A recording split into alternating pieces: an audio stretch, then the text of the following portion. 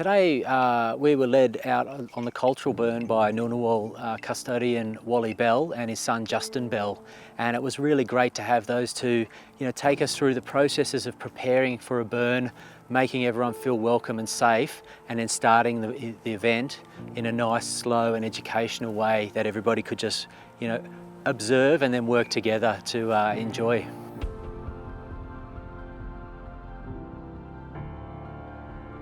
Today we were instructing people on the way we used to practice land management through our fire method called cool burning. The difference between a cool burn and control burn is that we don't actually burn everything off. We keep the temperature cooler, just burn the top level off and make sure all the root systems and everything survive so the regen works properly.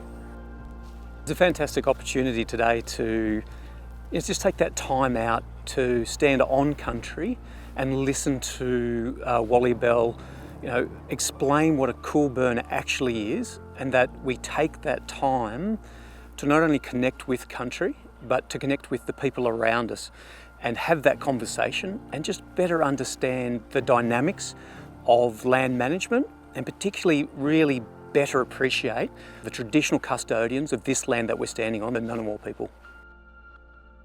And then to just watch the very quiet way that the burn occurs. It's quite meditative.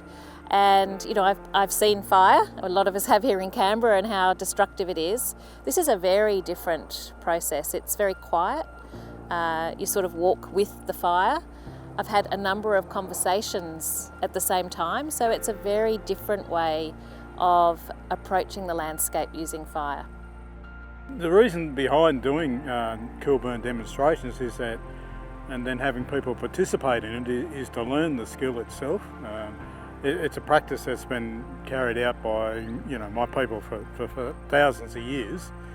For landholders and people like that working on country, looking after their patch of land, it's probably one of the most beneficial land management tools that they'll ever use. I'm very grateful that I've been able to attend this gathering. I haven't seen Wally Bell conduct a burn like this, and it's something special because there's a spiritual element to it, as well as a caring element too, looking after the land. Look, it gives you goosebumps, to be honest, when you hear those clapsticks echo up the valley and you realise that sound has been making that same sort of trajectory up that valley for thousands of years. Quite a special event to be a part of, and to have that almost glimpse back in time and hearing that sound that's reverberated around the hills around here. I think bringing people together is extremely important because we need to talk with one another, share ideas and support one another in a sense. And land care has a very important social element to it. When people do land care, they often find that they relax more and get benefit from being in nature and doing something for nature.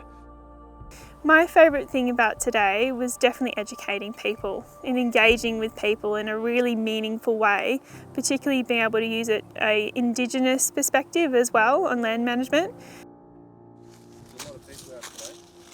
Yeah. And that's the way we would have been doing it as well. We would have our clan group community sort of looking after these sort of things that way.